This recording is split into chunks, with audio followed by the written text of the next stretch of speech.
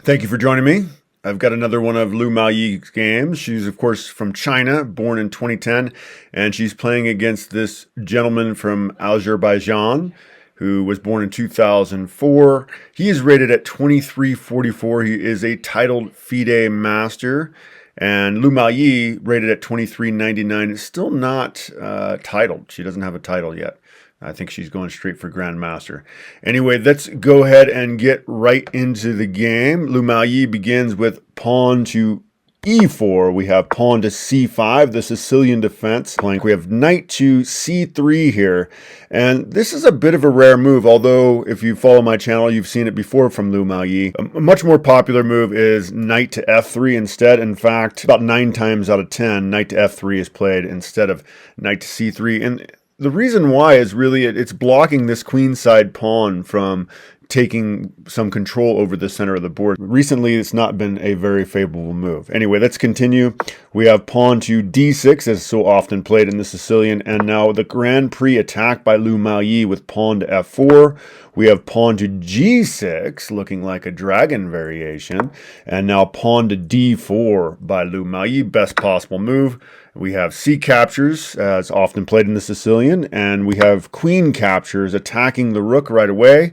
The knight blocks on f6 by the Fide Master, and now pawn to e5 by Lu Miaoyi.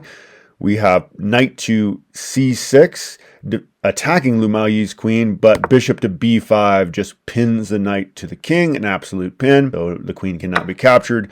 We have D captures on e5 by the Fide Master, and Lu Miaoyi plays queen takes queen, preventing black from ever castling.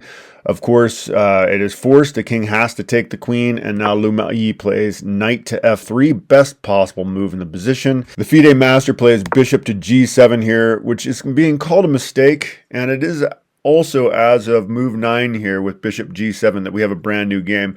This has never been played in Master Play. He should have instead picked up the pawn, playing e captures on f4 rather than developing the bishop, but we'll continue here. Yeah, he should have picked up this pawn on f4, and of course the bishop would capture back, and then later develops his bishop.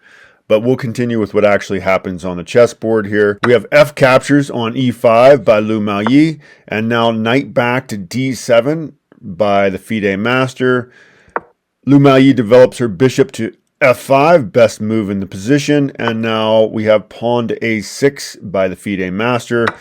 We have bishop captures on c6, taking the knight, and now pawn captures on c6. So Lu Miaoyi creating some pawn weaknesses here. These are isolated pawns, which are difficult to defend. You have to use your pieces to defend them rather than other pawns, and pieces would rather go after kings. So a bit of a problem for black. Lu Miaoyi now continues by playing pawn to e6 here. Best possible move in the position, just causing further destruction of the pawn structure after f takes on e6. Now we have a couple different examples of pawn weaknesses. We've got doubled isolated pawns, and we do have just regular isolated pawns. Lu Miaoyi now plays the best possible move, knight to g5, and now we have bishop captures knight on c3 by the Fide Master, creating another pawn weakness as b captures on c3. Now Lu Miaoyi has isolated and double pawns. We now have king to e8, and Lu Miaoyi now gets her pawn back with knight captures on e6. We have king to f7, and now Lu Miaoyi plays knight back to g5 with check, king to g7, and now we have castles by white, and now knight to f6 by the Fide Master, best possible move, and Lu Miaoyi plays the best possible move in response, rook a to e1, attacking the e7 pawn. We have rook e8 defending, and now bishop to e5 by Lu Miaoyi, bishop to f5 by the Fide Master, best possible move going after the c2 pawn. Lu Miaoyi elects not to defend and plays bishop to d4. So she should have played rook to f2 here, just simply defending the pawn.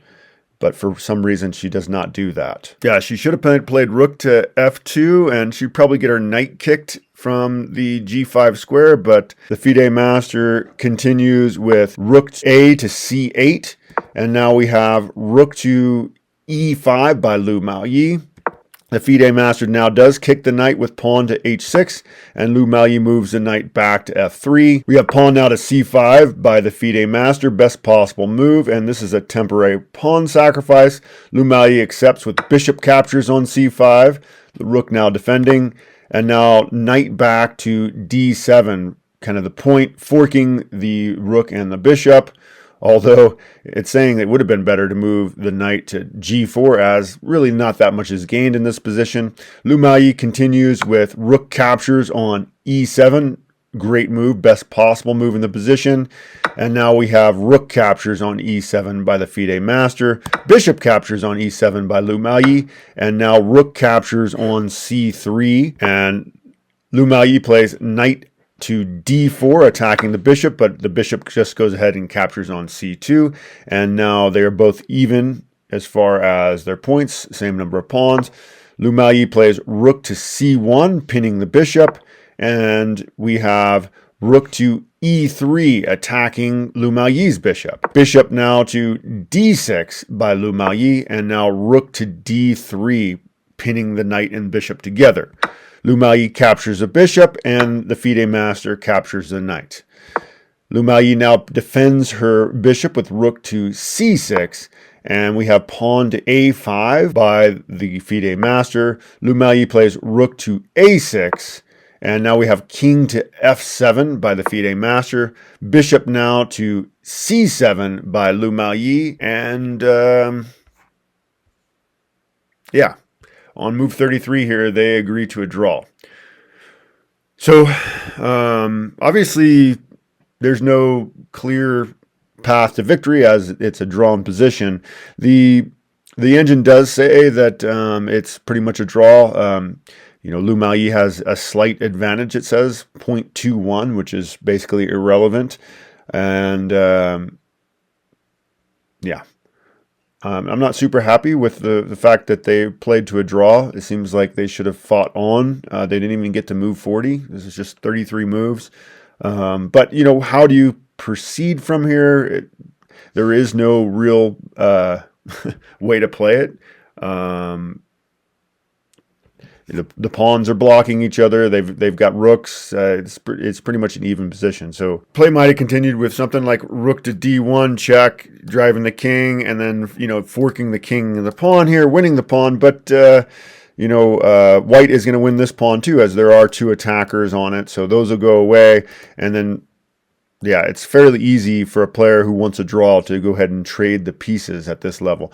Both these players actually played at 95%. It was a near flawless game.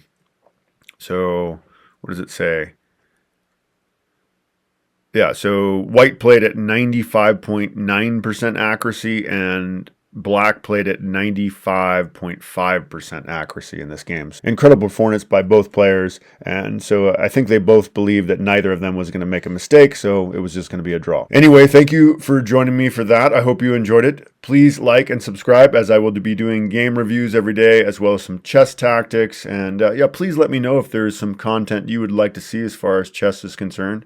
That might be interesting. Also, I'm doing group and individual classes via Zoom, so check my email in the description. If you're interested in that, you can send me a message. Yeah, anyway, that's the game. Just played here last week. I'm looking forward to the next one, and I look forward to seeing you there. All right, thank you. Bye-bye.